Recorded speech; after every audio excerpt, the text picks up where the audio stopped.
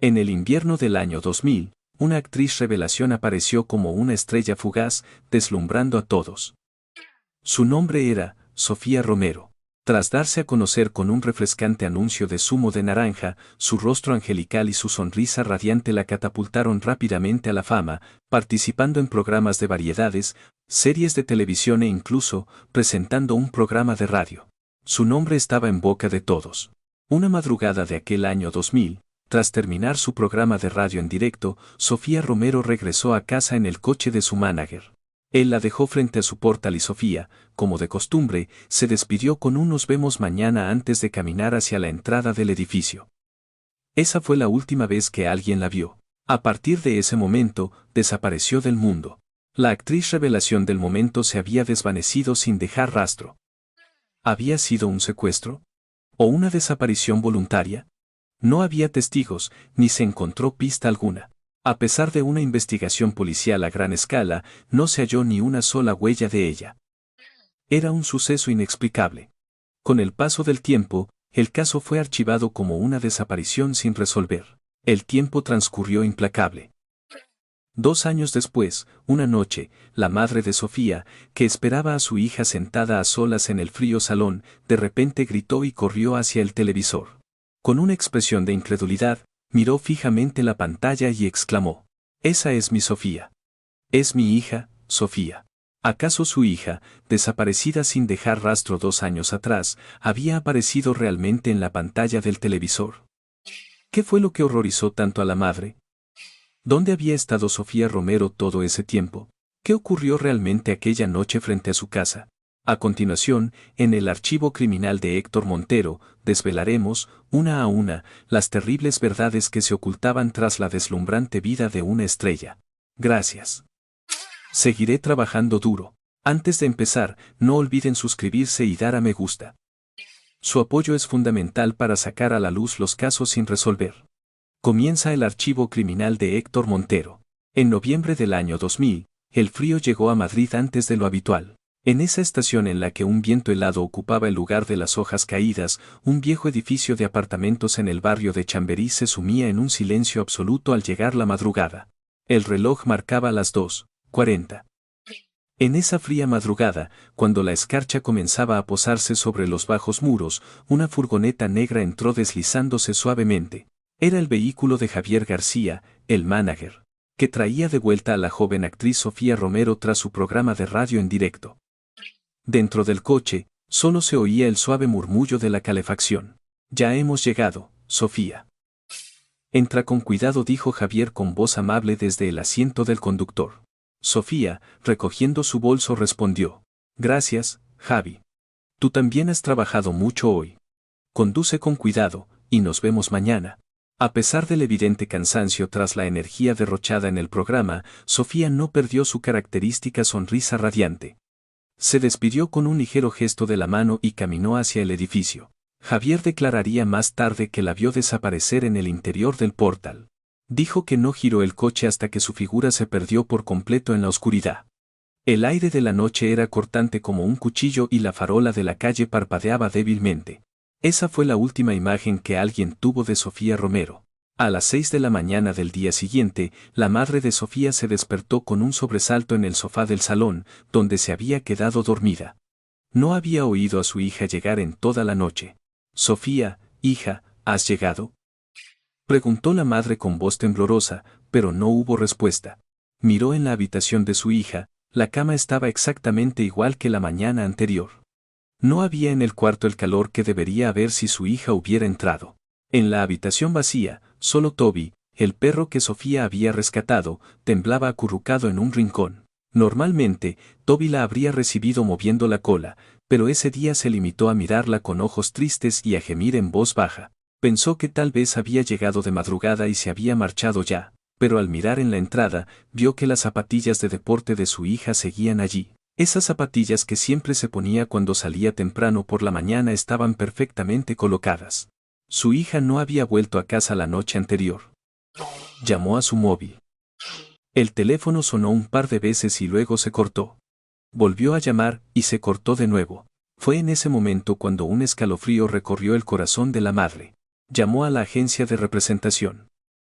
Consiguió hablar con el manager, Javier García. Anoche la dejé justo delante de su casa. Yo mismo la vi entrar en el portal antes de irme, dijo él con voz preocupada. Le preguntó a la madre si podría haber ido a casa de alguna amiga y le sugirió que contactara primero con sus conocidos. Pasó un día entero, pero no hubo noticias. Nadie había visto a Sofía. Ni amigos, ni compañeros actores, ni el personal de la emisora de radio. La madre, junto con otros familiares, se disponía a ir a la policía para denunciar la desaparición. Fue entonces cuando Javier la detuvo. Señora, espere un momento. Sofía es una figura pública. Si presentamos una denuncia por desaparición, los periodistas se lanzarán sobre el caso. Es malo para su imagen. Esperemos 2 días más, rebuscaré en toda mi agenda de contactos. La madre, escuchando sus palabras, esperó 2 días. Durante ese tiempo, no durmió ni un instante. Entraba y salía de la habitación de su hija, mirando el móvil sin cesar. El olor de la loción corporal que su hija usaba a menudo todavía impregnaba el cuarto. La madre olía el aroma de su hija y se decía a sí misma que todo iría bien. Pasaron los 2 días. Sofía Romero no apareció. La madre presentó una denuncia oficial por desaparición en la Comisaría de Policía Nacional del Distrito de Chamberí. Era noviembre del año 2000. La policía se movilizó. Empezaron por rastrear los últimos movimientos de Sofía. Intentaron revisar las cámaras de seguridad del edificio, pero algo extraño había sucedido. La cámara llevaba varios días estropeada. No había grabado nada.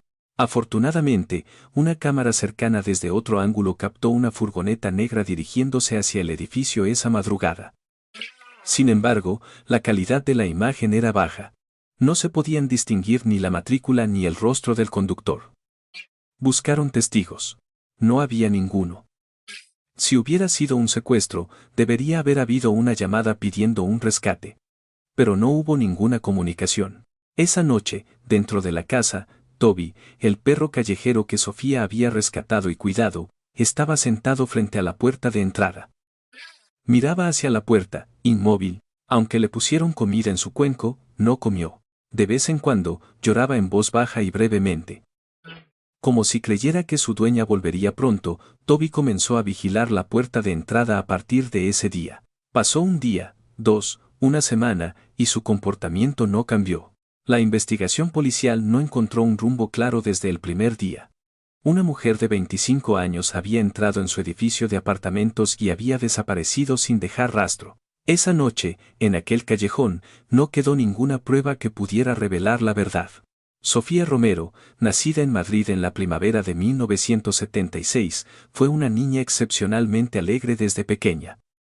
Al volver del colegio, antes incluso de soltar la mochila, corría hacia su madre. Le contaba todo lo que había pasado ese día, lo que había comido, lo que le había dicho una amiga. Hablaba sin parar, y solo cuando veía a su madre sonreír, dejaba la mochila. Su madre, Isabel, dijo que nunca había olvidado ese recuerdo. En el verano de 1999, Sofía se dio a conocer al mundo con un anuncio de zumo de naranja. Su rostro sonriente, con un alegre jersey amarillo, inundó las marquesinas de los autobuses y las estaciones de metro de todo el país. En aquella época, se podía ver el rostro de Sofía Romero en cualquier rincón de Madrid. Antes incluso de que terminara la campaña del anuncio, le llovieron ofertas para series de televisión y la solicitaron para numerosos programas de variedades. En el año 2000, consiguió un puesto fijo como presentadora de un programa de radio nocturno en la cadena SER. Tenía 25 años y era primavera. Sin embargo, todos los que conocían a Sofía coincidían en lo mismo, no parecía una famosa. Cuando terminaba de trabajar, cogía el metro sola. A menudo invitaba a comer a su manager, Javier García, y lo cuidaba como si fuera su hermano pequeño. En sus días libres, en lugar de llevar bolsos de marca, se ponía un chándal cómodo y visitaba una protectora de animales. Era la persona que, sin que nadie se lo pidiera, se ponía a limpiar los excrementos de los perros abandonados en el frío suelo y abrazaba a los cachorros heridos. Su ropa siempre olía a pelo de perro y a champú para mascotas en lugar de a caros perfumes. De allí se llevó a casa a un cachorro. Ese era Toby. Un perro mestizo de pelo marrón y orejas caídas. Estaba enfermo y a punto de morir, pero Sofía se lo llevó personalmente y le salvó la vida. Desde el día que lo trajo, Toby se convirtió en el perro que esperaba a Sofía en la puerta, moviendo la cola. Para su madre, Sofía era una joya insustituible. Isabel, que había trabajado toda su vida como diseñadora de joyas, se hizo una promesa el día que su hija se convirtió en actriz, crearía algo con sus propias manos para desearle éxito. Así, en el otoño del año 2000, tras 3 meses de trabajo, terminó una pulsera. Era una pieza con diamantes y zafiros engastados en forma de pequeños animales. Como sabía que su hija hacía voluntariado con perros abandonados, la diseñó con forma de perrito. Era una pulsera única en el mundo, exclusiva para Sofía. En el interior del metal, grabó unas pequeñas palabras: Sofía, brilla siempre. El cumpleaños de su hija fue una semana antes de su desaparición. La madre le puso la pulsera en la muñeca con sus propias manos. Sofía abrió mucho los ojos, la contempló durante un buen rato y luego abrazó a su madre. Esa noche, la familia cenó junta. Al terminar, Sofía dijo: «Mamá, ¿de verdad me regalas esto? Es tan bonita que no me atrevo a llevarla.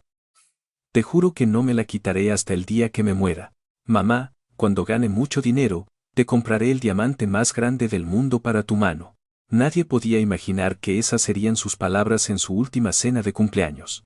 Sin embargo, el entorno de Sofía no era solo un camino de rosas. El presidente de su agencia, Marcos Vega, fue quien la convirtió en una estrella. Fue él quien consiguió el anuncio de Sumo, quien la metió en la serie y quien le consiguió el puesto en la radio. Y utilizó ese hecho como un arma. Tan pronto como Sofía comenzó a ser conocida, él empezó a acercarse a ella de forma explícita. La llamaba a su despacho o le exigía cenar a solas. Y una noche, se lo dijo directamente: «Sé mi mujer y te haré aún más famosa. Puedo conseguirte las mejores series, los mejores anuncios». Sofía, aunque desconcertada, lo rechazó de plano. A pesar de ello, Marcos no se rindió. A medida que los rechazos se repetían, su actitud cambió. Las ofertas para buenas series desaparecieron y los contratos publicitarios se esfumaron. Y un día, le dijo: «Si no haces lo que te digo, puedo hundirte en esta industria. Te estoy diciendo que te trataré aún mejor si eres mi mujer, ¿tan difícil es?».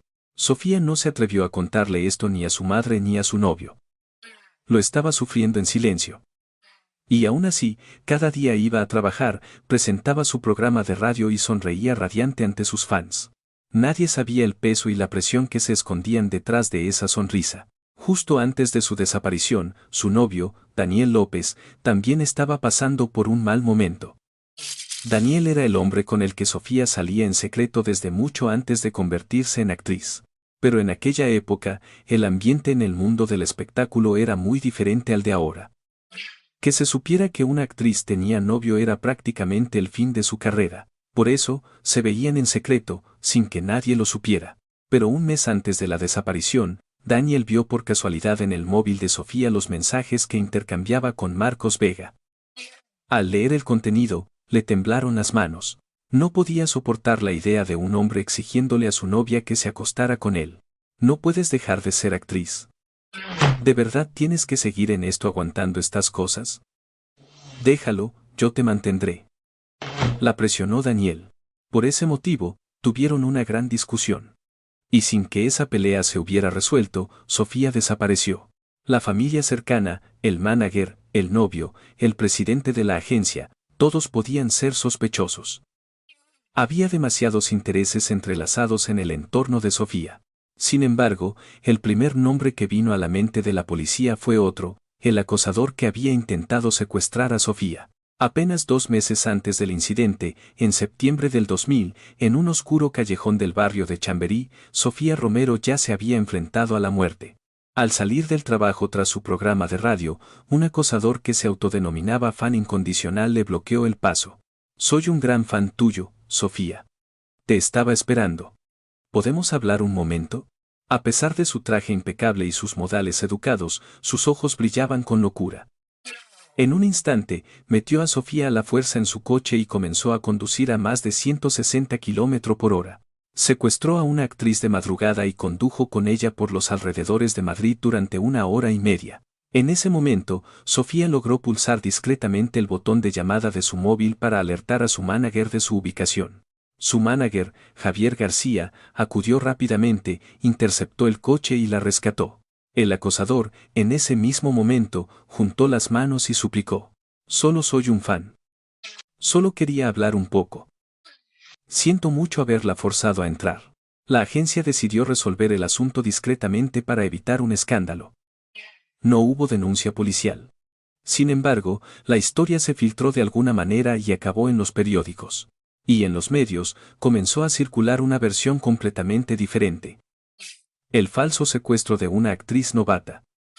Un montaje para llamar la atención. De la noche a la mañana, Sofía se convirtió en una actriz que mentía sobre un secuestro para ganar fama. La agencia no emitió ningún comunicado para desmentirlo. Simplemente esperaron a que el asunto se calmara y se olvidara. Y 2 meses después, Sofía desapareció de verdad.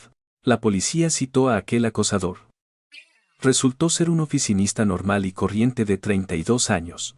Pero durante la investigación, salió a la luz un hecho inesperado: la avería de la cámara de seguridad del edificio no había sido accidental. Al preguntar al conserje, se supo que la avería se había reportado 3 días antes de la desaparición. Cuando el técnico fue a revisarla, descubrió que el cable de alimentación de la cámara había sido cortado deliberadamente desde el exterior. Alguien había inutilizado la cámara a propósito. La policía presionó intensamente al acosador. Tras resistirse durante un tiempo, finalmente lo admitió. Confesó que había cortado los cables de la cámara de seguridad de ese edificio. Dijo que quería volver a acercarse a Sofía y pensó que la cámara sería un obstáculo. Sin embargo, afirmó que la noche de la desaparición no pudo aparecer por el edificio porque le surgió un viaje de trabajo. La policía investigó a fondo su coartada. La noche de la desaparición, tenía un registro de entrada en un hotel de Sevilla. Estaba con 3 compañeros de trabajo. Los testimonios de sus compañeros coincidían y hasta tenían el recibo de la cena que compartieron. No había pruebas de que él estuviera en Madrid esa noche. Era cierto que él había estropeado la cámara, pero no fue él quien secuestró a Sofía esa noche. El sospechoso más probable fue descartado. Pero antes de que la investigación pudiera tomar un nuevo rumbo, surgió un nombre inesperado. Sofía tenía un novio secreto. Durante el interrogatorio del entorno de Sofía, la existencia de Daniel López salió a la luz. También se supo que habían discutido. La policía lo citó a declarar. Sentado en la sala de interrogatorios, Daniel tardó un buen rato en empezar a hablar. Luego, lentamente, confesó. Contó que un mes antes había visto en el móvil de Sofía los mensajes que intercambiaba con el presidente de la agencia, Marcos Vega, y que por eso habían discutido acaloradamente. La mirada de la policía se agudizó. Rastrearon los movimientos de Daniel la noche de la desaparición. Estuvo en un karaoke con 2 amigos. Tenían un recibo del karaoke desde las 11 de la noche hasta las 2 de la madrugada, y los testimonios de sus amigos coincidían. Como Sofía terminó la radio y se subió al coche de su manager pasada la medianoche, Daniel estaba en otro lugar en ese momento. Daniel también fue descartado como sospechoso. Entonces, el foco de la investigación cambió. La atención se centró en el presidente de la agencia, Marcos Vega. Basándose en el testimonio de Daniel, la policía citó a Marcos. Le interrogaron sobre su relación con Sofía. Al principio, Marcos lo negó todo. Dijo que solo eran el presidente y una actriz de su agencia. Pero cuando la policía confiscó su móvil y le mostró parte del contenido de los mensajes, su rostro cambió. Amenazas, insinuaciones de favores sexuales a cambio de papeles. El contenido era suficientemente incriminatorio. También salieron a la luz pruebas de que cada vez que Sofía lo rechazaba, Marcos le quitaba papeles en series y bloqueaba contratos publicitarios. Hubo testimonios que indicaban que justo antes de su desaparición, el nivel de las amenazas había aumentado. En el seno de la policía, empezó a ganar fuerza la opinión de que Marcos era el principal sospechoso. Tenía un motivo. Si Sofía hubiera amenazado con hacer pública esta situación, Marcos tendría una razón de peso para actuar. Sin embargo, Marcos también tenía una coartada.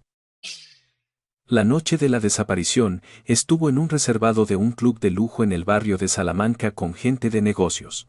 Varios testigos declararon que estuvo con ellos hasta la 1 de la madrugada. Y la hora estimada de la desaparición de Sofía frente a su casa era las 2:30 de la madrugada. Aunque no era imposible en cuanto a tiempo, había un testigo de su desplazamiento de Salamanca a Chamberí. El chofer que lo llevó a su casa a la 1:40 también tenía un registro de ello. Marcos también fue descartado. El manager, Javier García, que fue el último en llevar a Sofía, también fue interrogado. En cuanto entró en la sala de interrogatorios, fue el primero en hablar. Dijo que había que encontrar a Sofía a toda costa. Pidió que le dijeran si había algo en lo que pudiera ayudar. Respondió a todas las preguntas del detective sin omitir nada. Contó que después de dejar a Sofía delante de su edificio, paró en una tienda 24 horas cerca de su casa y compró cerveza y algo de picar. Dijo que al llegar a casa, vio un poco la tele solo y se quedó dormido. Tenía el recibo. El testimonio del empleado de la tienda también coincidía. Su declaración y su coartada encajaban a la perfección. Él también fue descartado como sospechoso. Al salir del interrogatorio, Javier fue quien preguntó primero al detective: si hay algo más en lo que pueda ayudar, por favor, dígamelo. Tenemos que encontrar a Sofía, ¿verdad? El detective asintió con la cabeza. Finalmente, el caso quedó sin resolver. La policía no cerró oficialmente la investigación, pero no hubo más avances. El expediente fue guardado en un cajón. El nombre de Sofía Romero también comenzó a desvanecerse poco a poco del recuerdo del público. Pasó el invierno del 2000. La madre, Isabel, no tocó la habitación de su hija. La foto del voluntariado con los perros abandonados sobre el escritorio, el diario a medio escribir. Una caja de vitaminas sin abrir. Todo seguía en su sitio. La sudadera con capucha que su hija llevó por última vez estaba colgada en el respaldo de la silla. La madre no la lavó. Porque aún conservaba el olor de su hija, la habitación de Sofía parecía la de alguien que había salido ayer y que volvería en cualquier momento. La madre comenzaba cada día limpiando la habitación de su hija. Por si acaso su hija volvía y el suelo estaba frío, encendía la calefacción a diario y alisaba con esmero cada arruga de las sábanas. Pero había alguien que esperaba a Sofía de una forma aún más desgarradora. Era Toby, el perro abandonado que Sofía había rescatado de la protectora, curado y devuelto a la vida. Toby se sentaba cada noche frente a la puerta de entrada. Con las orejas erguidas, miraba hacia la puerta y, cada vez que oía unos pasos, movía la cola. Si la puerta no se abría, gemía en silencio antes de quedarse dormido. Toby hundía su cara en el cojín del salón, impregnado del olor de Sofía, y sollozaba en voz baja cada noche. La madre supo por primera vez, al ver a Toby, que los perros también lloran. Cada vez que veía esa escena, la madre se iba a la cocina y abría el grifo del agua. Lloraba ahogada por el sonido del agua. No quería llorar delante de Toby. Llegó el 2001 y florecieron los almendros. Era la estación favorita de Sofía. Era la hija que cada primavera insistía en llevar a su madre a pasear por la Quinta de los Molinos. Esa primavera, la madre no salió de casa. Desde la ventana se veía un almendro en flor. Cada vez que soplaba el viento, los pétalos volaban. La madre cerró la ventana. Volvió a llegar el cumpleaños de su hija. Preparó la comida favorita de su hija, un guiso de su abuela, y lo colocó junto a un plato de arroz blanco. Frente al cuenco humeante, la madre no pudo levantar la cuchara y, mientras miraba cómo se enfriaba la comida, lloró desconsoladamente. Hasta que el guiso se enfrió por completo, no se oyó ni un solo paso al otro lado de la puerta. Ese verano, los carteles del anuncio de zumo de naranja de Sofía fueron retirados uno a uno de las marquesinas de los autobuses. Fueron reemplazados por nuevos anuncios. La madre, viajando en autobús, vio el rostro de otra persona en ese lugar. Se pasó su parada. No fue por despiste.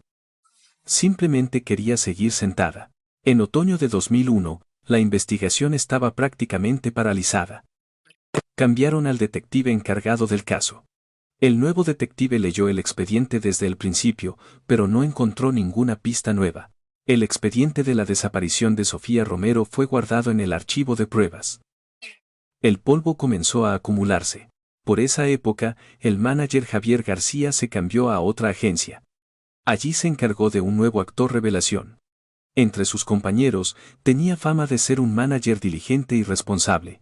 A veces, cuando salía el tema de Sofía, su expresión se ensombrecía y decía: «Todavía no la han encontrado. ¿Dónde se habrá metido? La echo tanto de menos». Quienes lo oían decían que se notaba lo mucho que lo lamentaba. Llegó la primavera de 2002 y pasó el verano. Se acercaban los 2 años desde la desaparición de Sofía. La madre empezó a ver las cintas grabadas de las series en las que actuó su hija. En la serie, su hija tenía 24 años. Reía, lloraba, amaba, discutía. La madre no sabía cuántas veces rebobinó esas cintas. Cuando la voz de su hija llenaba la habitación, Toby se acercaba al televisor y erguía las orejas. Ladeaba la cabeza y miraba la pantalla. Parecía como si reconociera un olor familiar. La madre y Toby sobrevivieron esos 2 años así. Y llegó una noche de noviembre de 2002. La madre estaba sentada en el sofá del salón y encendió la televisión. Cambiaba de canal despreocupadamente, como siempre, cuando su mano se detuvo. Una actriz en una serie estaba sonriendo, pero en la muñeca de esa mujer algo brillaba. Los ojos de la madre se clavaron en la pantalla. Sintió un vuelco en el corazón. Le temblaban las manos y le faltaba el aliento. Se frotó los ojos y volvió a mirar. No se había equivocado. Una pulsera con diamantes y zafiros engastados en forma de perrito.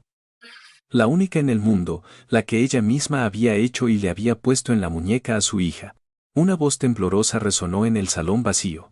«Esa es de mi Sofía». Toby, asustado, corrió al lado de la madre. Le lamió la mano. La madre, abrazando a Toby, no apartó la vista de la pantalla. Era la noche del día 716 desde la desaparición de su hija.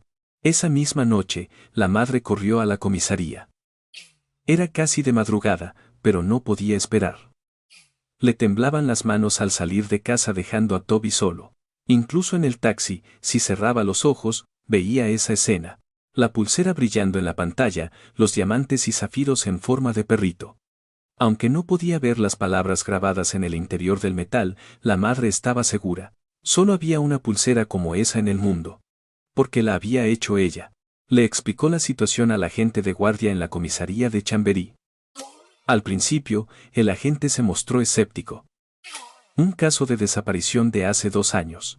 Una denuncia basada en haber visto una pulsera en la televisión. Pero cuando la madre empezó a describir detalladamente el diseño de la pulsera, la expresión del agente cambió.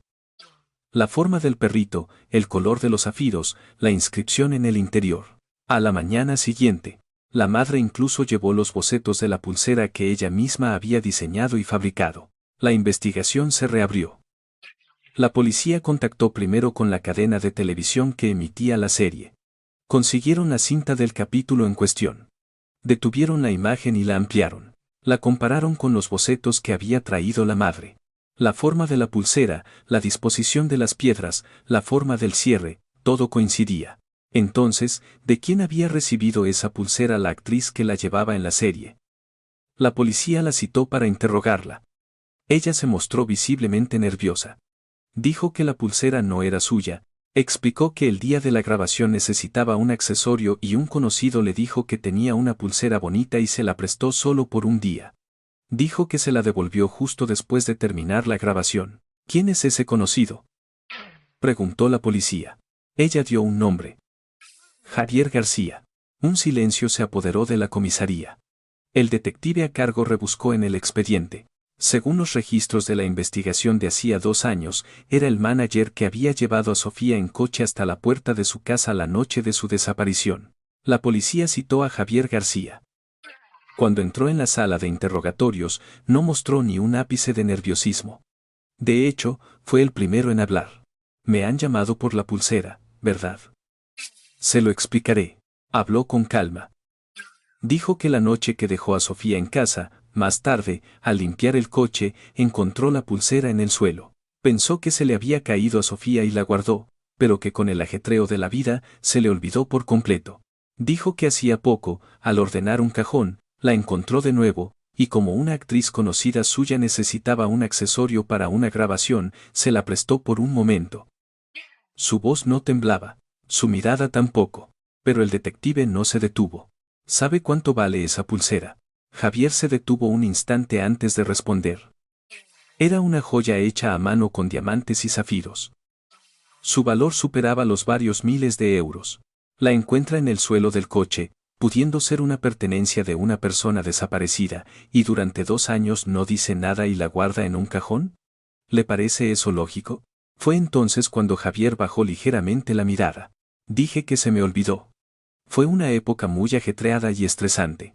La policía envió la pulsera al Instituto Nacional de Toxicología y Ciencias Forenses para un análisis detallado. La verdad es que era difícil esperar que una pulsera contaminada durante 2 años sirviera como prueba. Sin embargo, esa pulsera, única en el mundo, era la clave para encontrar a la desaparecida Sofía Romero. Esa noche, una pequeña duda quedó en la mente de uno de los detectives. Empezó a leer de nuevo el informe de la investigación de hacía 2 años, desde la primera página. Pasaba las páginas una a una, subrayando declaraciones, comprobaciones de coartadas, fotos del lugar de los hechos. Cuanto más leía, más le inquietaba un hecho. El equipo de investigación en su momento solo había verificado los movimientos del vehículo de la empresa, la furgoneta. ¿Dónde había salido esa furgoneta esa noche y a dónde había ido? Eso era todo. No habían investigado a la persona, a Javier García. A la mañana siguiente, se formó un nuevo equipo de investigación. El equipo se movió en 2 direcciones simultáneamente. Una parte interrogó al círculo cercano de Javier. Las personas con las que se relacionaba en aquella época, sus compañeros de trabajo, sus amigos, hablaron con cada uno de ellos. La mayoría lo describían como una persona trabajadora y buena. También decían que había sufrido mucho por lo de Sofía. Pero uno de ellos dijo, como si nada: Javi me pedía prestado mi coche a menudo por aquel entonces. Lo usaba siempre que tenía algún asunto personal. Porque el coche de la empresa dejaba registro. La mano del detective se detuvo. ¿Qué coche era? Un Seat Toledo. Negro, del 98. Lo vendí de segunda mano el año pasado. La policía en su momento solo había seguido la pista del vehículo de la empresa. Desconocían por completo la existencia de un Seat Toledo que no estaba a nombre de Javier. Y Javier nunca lo había mencionado. Como la policía no preguntó, él no sintió la necesidad de decirlo. El nuevo equipo de investigación rastreó inmediatamente el paradero de ese Seat Toledo. Rebuscaron en los registros de compraventa de vehículos. El amigo había vendido el Toledo a principios de 2001. Se vendió a través de un concesionario de segunda mano y, tras pasar por las manos de 2 personas más, ahora lo conducía un hombre en Guadalajara. El equipo contactó con el propietario. Le explicaron la situación y le pidieron que enviara el vehículo al Instituto Nacional de Toxicología y Ciencias Forenses. El propietario cooperó. En enero de 2003, los forenses comenzaron el análisis exhaustivo del vehículo. Rociaron el interior con luminol. El luminol brilla en los lugares donde ha habido sangre. Por mucho que se limpie, por mucho tiempo que pase, los restos de hemoglobina en la sangre nunca se eliminan por completo. Apagaron las luces y encendieron una lámpara ultravioleta. En el suelo del maletero, algo brilló débilmente. Era una pequeña grieta debajo de la alfombrilla, en una costura. Al limpiar el coche, se quita la alfombrilla y se limpia, pero no se llega al interior de la costura. Un forense abrió la grieta con unas pinzas y encontró un rastro de sangre seca, minúsculo. La cantidad era extremadamente pequeña, pero era suficiente. Se solicitó un análisis de ADN. El resultado tardaría 10 días. Durante esos 10 días, el detective llamaba cada mañana al instituto forense. La respuesta siempre era todavía no. El detective colgaba el teléfono y volvía a abrir el expediente. No podía hacer nada más que esperar. Al 10º día, por la tarde, sonó el teléfono. Tenemos los resultados del análisis de ADN de la sangre del maletero. Coincide con el de Sofía Romero. La sala de investigación se quedó en silencio. Solo se oyó el sonido de alguien dejando lentamente unos papeles sobre la mesa. El detective a cargo cerró los ojos por un momento. Luego los abrió. El asesino había estado en el lugar más cercano. La persona que durante 2 años había puesto la cara más triste. El que repartía folletos, consolaba a la madre y suplicaba a los detectives que la encontraran. El que dijo que había dejado a Sofía delante de su casa y había visto su espalda mientras entraba en el edificio. Él era el asesino. El equipo de investigación citó inmediatamente a Javier García. Esta vez, el ambiente era diferente. La puerta de la sala de interrogatorio se cerró y el detective colocó el informe del ADN sobre la mesa. Señor García, en el maletero del coche de su amigo se encontraron restos de sangre de Sofía Romero. El rostro de Javier se tensó. Por primera vez, vaciló. Sus ojos recorrieron el informe. Tras un breve silencio, recompuso su expresión. ¿Cómo es posible que eso esté ahí? No sé nada de eso. Javier lo negó. Por mucho que el detective lo presionara, él insistía en que no sabía nada. Su voz temblaba, pero mantenía la boca cerrada. Pidió un abogado. La policía no pudo conseguir una confesión ese día. Pero el equipo no se inmutó. Tenían pruebas. El equipo cambió de estrategia. En lugar de esperar la confesión de Javier, decidieron rastrear los movimientos del SEAT Toledo esa noche. En el año 2000, los peajes eran manuales, no automáticos como ahora. El conductor pagaba directamente en la cabina y recibía un ticket. En el ticket quedaban impresos la fecha, la hora y la información del peaje de entrada. El equipo de investigación empezó a rebuscar en los registros de los tickets de peaje de la madrugada en que desapareció Sofía. Contactaron con cada uno de los peajes de las autopistas que salían de Madrid. Comprobaron si se conservaban los registros de la época. En la mayoría de los casos, no quedaba nada, pero en un peaje en dirección a Guadalajara, se confirmó que parte de los registros de tickets de la época se conservaban en forma de microfilm. El equipo consiguió esos registros. Cotejaron uno por uno los números de matrícula y las horas. Era una cantidad ingente de datos. Tardaron varios días. Y lo encontraron. A las 3:40 de la madrugada del día en que desapareció Sofía, en la lista de vehículos que pasaron por el peaje en dirección a Guadalajara, estaba la matrícula del SEAT Toledo. Y también apareció un registro de paso por el peaje en dirección a Madrid a las 5:20 de la madrugada. El tiempo de ida y vuelta fue de 1 hora y 40 minutos. El detective, mirando esos registros, desplegó un mapa. Trazó el área a la que se podía acceder desde ese peaje. Y dentro de ese área, dedujo los lugares que Javier podría haber frecuentado. Javier era manager de producción. Durante casi 2 años, había acompañado a los equipos de rodaje de series. Conocía mejor que nadie las localizaciones de rodaje en la provincia de Guadalajara. El equipo de investigación consiguió una lista de las localizaciones de rodaje de las series en las que él había trabajado. Y las cotejaron con la dirección del peaje. 3 lugares coincidían. Uno de ellos estaba cerca de una zona montañosa en las afueras de la provincia de Guadalajara. Era un lugar que los equipos de rodaje utilizaban con frecuencia. Un lugar de bosques frondosos y caminos de montaña remotos. Un lugar donde alguien podría entrar y salir de madrugada sin que nadie se diera cuenta. El equipo se desplazó a esa zona. Subieron a la montaña cercana al lugar de rodaje. 2 perros de rastreo iban delante.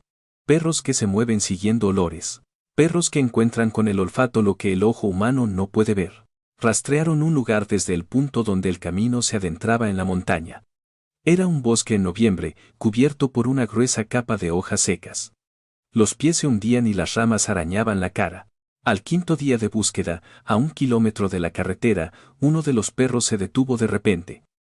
Pegó la nariz al suelo y gimió. Y luego ladró. Los agentes corrieron y empezaron a cavar con palas. Comenzaron a remover la tierra. Sofía Romero estaba allí. El jefe del equipo cogió inmediatamente el walkie-talkie. Su voz se quebró ligeramente. La hemos encontrado. La policía detuvo de inmediato a Javier García. Fue en el momento en que regresaba al aparcamiento de la agencia tras terminar su trabajo como manager de otro actor. Un detective le bloqueó el paso y Javier se detuvo. Se miraron. La expresión del rostro de Javier se fue desvaneciendo lentamente. Le pusieron las esposas y, hasta ese momento, no dijo ni una palabra. Su espalda, mientras entraba en la sala de interrogatorios bajo la luz fluorescente, desapareció al final del pasillo. Era la espalda del hombre que durante 2 años había puesto la cara más triste y había suplicado que encontraran a su hermana Sofía. Esa tarde, Javier, esposado, se sentó de nuevo en la sala de interrogatorios. Esta vez, el ambiente era diferente. El detective fue colocando sobre la mesa, uno por uno, los documentos. El informe de ADN de la sangre del maletero del SEAT Toledo. El registro del ticket de peaje de la madrugada de la desaparición. Las declaraciones de los miembros del equipo de rodaje. Las fotos del lugar donde se encontró el cuerpo. Javier miró lentamente esos documentos. La luz fluorescente zumbaba. El segundero del reloj hacía tic-tac y el aire en la sala de interrogatorios era pesado. Sus manos sobre la mesa se cerraron lentamente en un puño. Sus hombros se fueron hundiendo poco a poco. Hubo un largo silencio, y luego, lentamente, levantó la cabeza. No fui yo quien mató a mi hermana. Una voz ahogada por la emoción comenzó a relatar lo que ocurrió aquel día. A la 1:30 de la madrugada de noviembre del año 2000, Sofía se subió al asiento del copiloto del Seat Toledo aparcado frente a la emisora de radio. Acababa de terminar el programa en directo y su rostro mostraba un ligero cansancio. Javier arrancó el coche. Durante un momento, mantuvieron una conversación trivial. ¿Cómo había ido el programa? Si estaba cansada. Las cosas de siempre. De repente, en el coche que se dirigía a su casa en Chamberí, sonó el móvil de Sofía. Era el presidente de la agencia, Marcos Vega. Una vez más, la presionó con su despreciable oferta de patrocinio. La voz de Marcos era tan alta que Javier, que estaba delante, oyó toda la conversación. Le exigía que fuera a algún sitio inmediatamente.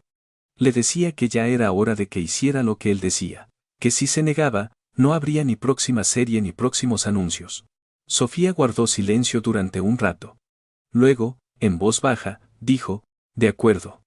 Voy para allá ahora». Al bajar el móvil, le dijo a Javier, «Javi. Perdona, ¿podrías llevarme a donde está el jefe ahora? Creo que... Voy a cerrar los ojos solo por una vez. Mi madre ha sufrido demasiado para que yo me rinda ahora». Javier sintió cómo se le tensaban las manos en el volante. Detuvo el coche en el arcén. Y miró a Sofía. Le dijo que no podía ir, bajo ningún concepto. Le preguntó por qué quería ir, sabiendo por qué la llamaba un hombre de madrugada. Su voz temblaba de ira. Sofía, mirando por la ventanilla, dijo, «No puedo seguir así. Si sigo resistiéndome, me hundirán por completo en esta industria. Solo tengo que aguantar una vez». Javier alzó la voz. «Sofía, no. No puedes ir con ese tipo, no tienes por qué seguir siendo actriz». Sofía giró la cabeza. «Javi, tú haz como si no supieras nada. Esto es asunto mío». Esas palabras apuñalaron el corazón de Javier. Eran las 2:07 de la madrugada. «Sofía. La verdad es que... llevo mucho tiempo enamorado de ti. Por eso no puedo dejar que vayas».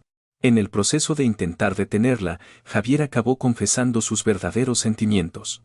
Eran palabras que había ocultado durante mucho tiempo, palabras que, mientras trabajaba como su manager, había intentado no pronunciar nunca. La expresión de Sofía se endureció. Hubo un momento de silencio. Y luego, con voz tranquila y firme, dijo, «Javi, ¿qué dices? Para mí eres un hermano pequeño, mi manager. No podemos ser nada más. Además, sabes que tengo novio». Antes de que terminara de hablar, Sofía añadió, «¿Y ahora tengo que irme? No te metas. No es asunto tuyo». Fue en ese instante. La mente de Javier se quedó en blanco. La mujer que estaba dispuesta a vender su cuerpo a su jefe rechazaba de plano su confesión.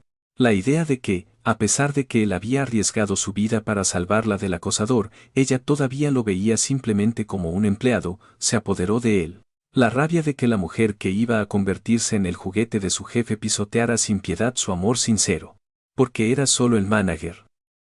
Porque no tenía dinero, ni influencias, solo era el que la llevaba en coche. El tipo ese, el jefe, la amenazaba con dinero y poder, y ella iba a su encuentro, mientras que él, que había estado a su lado en silencio durante 2 años, no era nada. En el momento en que ese pensamiento llenó su cabeza, sus manos se movieron. Se dirigieron al cuello de Sofía. Al principio, fue un forcejeo para detenerla. Una desesperación por suplicarle que no fuera.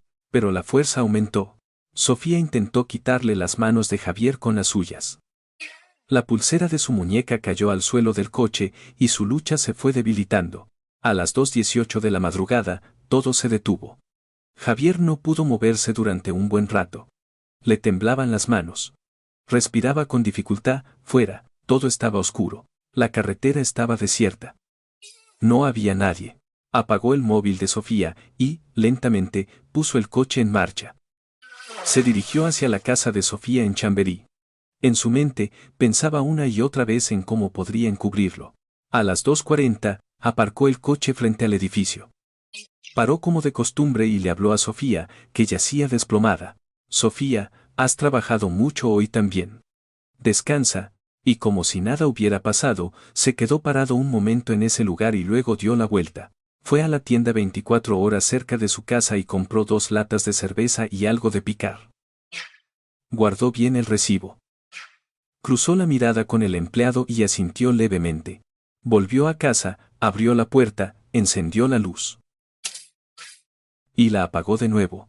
Se cambió de ropa, se puso unos guantes y volvió a salir. Esta vez no era la furgoneta de la empresa. Era el Seat Toledo que le pedía prestado a su amigo. El coche que tenía aparcado en un callejón, dejó el vehículo de la empresa aparcado delante de su casa. Abrió el maletero del Toledo.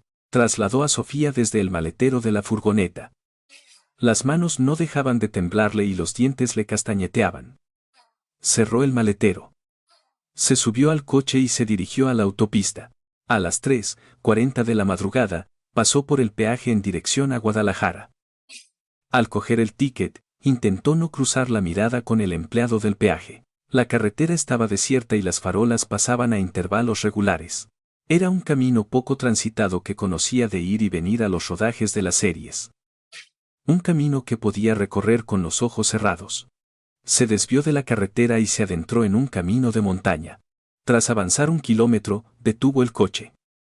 Apagó el motor y, al apagarse los faros, todo quedó a oscuras.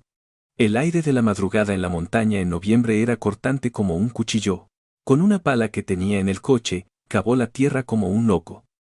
Lo más profundo que pudo. Las palmas de las manos se le rompieron y sangraron, pero no se detuvo. Colocó a Sofía en ese lugar. La cubrió de tierra con la misma profundidad que el terror de haberse convertido en un asesino. Rastrilló una gruesa capa de hojas secas y la cubrió. A las 5:20, pasó por el peaje de vuelta a Madrid. Entregó el ticket y regresó a casa. Aparcó el Toledo en el callejón. Entró en casa, se quitó los guantes y se lavó las manos. El agua rojiza corrió por el desagüe hasta volverse transparente. Y llegó la mañana. Recibió la llamada de la madre de Sofía. Respondió con voz preocupada. Dijo que la había dejado justo delante de su casa. Que él mismo había visto su espalda mientras entraba en el edificio. A partir de ese día, se convirtió en la persona con la cara más triste, dijo. La sala de interrogatorios permaneció en silencio durante mucho tiempo. El detective escribió algo en un informe. Solo se oía el sonido del bolígrafo. Javier se cubrió la cara con ambas manos. Sus hombros se sacudían. No emitía ningún sonido. Solo sus hombros temblaban. La mujer de 25 años llena de sueños había esperado durante 2 años en esa fría tierra. En su muñeca no había ninguna pulsera. La pulsera había estado en un cajón durante 2 años, llegó a su madre a través de la pantalla de una serie de televisión y, finalmente, condujo al equipo de investigación hasta aquí. Fue la pulsera la que, hasta el final, gritó para que encontraran a su dueña. Avisaron a la madre, Isabel. Cuando escuchó la noticia en la comisaría, no emitió ningún sonido. Simplemente se quedó petrificada, sentada en la silla. Mucho después, su cabeza se inclinó lentamente hacia adelante. Su frente tocó sus manos. Y sus hombros comenzaron a temblar. No hubo llanto. Su mente estaba en blanco, como si estuviera en un sueño. No podía creerlo. Solo sus hombros temblaban. Habían encontrado a su hija, después de 2 años. Pero no había vuelto con vida. Cuando la madre regresó a casa, Toby la recibió. Corrió hacia ella moviendo la cola. Toby le lamió las manos. La madre, abrazando a Toby, se derrumbó en el suelo. Toby había esperado durante 2 años. Ya no tenía que vigilar más la puerta de entrada. Ahora tenía que entender que su dueña no volvería. Pero esa noche, Toby volvió a sentarse frente a la puerta. Nadie sabe cómo un perro acepta una despedida. Cuando la policía recuperó los restos y los llevó a la casa, Toby, sin que nadie se lo dijera, reconoció que era su dueña. Toby se tumbó junto a la urna y, como si liberara las lágrimas contenidas durante 2 años, aulló larga y lastimosamente. El reencuentro del dueño que regresaba después de morir y el perro leal que no olvidaba a su dueño ni después de la muerte. Ante esa trágica reunión, incluso los detectives presentes tuvieron que girar la cabeza para secarse las lágrimas. En marzo de 2003, la fiscalía acusó a Javier García de asesinato y ocultación de cadáver. El juicio duró 4 meses. En el tribunal, Javier alegó que fue un acto impulsivo. Dijo que no lo había planeado. Dijo que la amaba. El juez, al oír esas palabras, guardó un largo silencio antes de hablar. Los crímenes cometidos en nombre del amor son, a veces, los más crueles. La víctima nunca quiso ese amor. En julio de 2003, Javier García fue condenado a 15 años de prisión. Pero ninguna condena podía devolver la vida de una familia destrozada ni la de Sofía Romero, truncada a sus florecientes 25 años. En la muñeca de la madre que salía del juzgado, había una pulsera. Era la pulsera única en el mundo que le había regalado a su hija. Después del veredicto, la madre recuperó la pulsera y se la puso en su propia muñeca, dijo que la llevaría a ella en lugar de su hija. Sofía, brilla siempre. La madre recorrió lentamente con el dedo las palabras grabadas en el interior del metal. Sofía Romero tenía 25 años.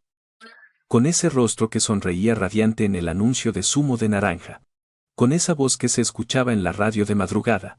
Con ese corazón cálido que llevó a Toby a casa. Como esa hija que, al ver la pulsera que le regaló su madre, dijo que no se la quitaría hasta morir. Ella siempre ha permanecido con nosotros. Y esa madrugada, en el coche, estaba sola. Si hay alguien a tu alrededor que lleva una carga pesada en soledad, por favor, tiéndele la mano. Sofía estaba soportando sola las amenazas del presidente de su agencia. No pudo desahogarse de verdad con nadie. Intentó sobrellevarlo sola. Ese peso debió de ser demasiado para una joven de 25 años. Hoy, Toby sigue al lado de la madre. Ya no vigila la puerta de entrada. Ahora se sienta a los pies de la madre. Compartiendo el calor que dejó Sofía, esos dos seres se apoyan mutuamente. Por mucho tiempo que pase, la verdad siempre sale a la luz. Y el amor siempre permanece. Como las palabras grabadas en el interior de la pulsera, que no se borran. Sofía, brilla siempre. Soy Héctor Montero, y esto ha sido el Archivo Criminal. La historia de hoy llega a su fin. Espero que este video sirva de pequeño consuelo y esperanza para las familias de las víctimas de casos sin resolver que, incluso en este momento, lloran en algún lugar esperando la verdad. Si la historia de hoy les ha llegado al corazón, por favor, suscríbanse y den a me gusta. Su interés es una gran fuerza para sacar a la luz los casos sin resolver y consolar las muertes injustas. Gracias por su atención.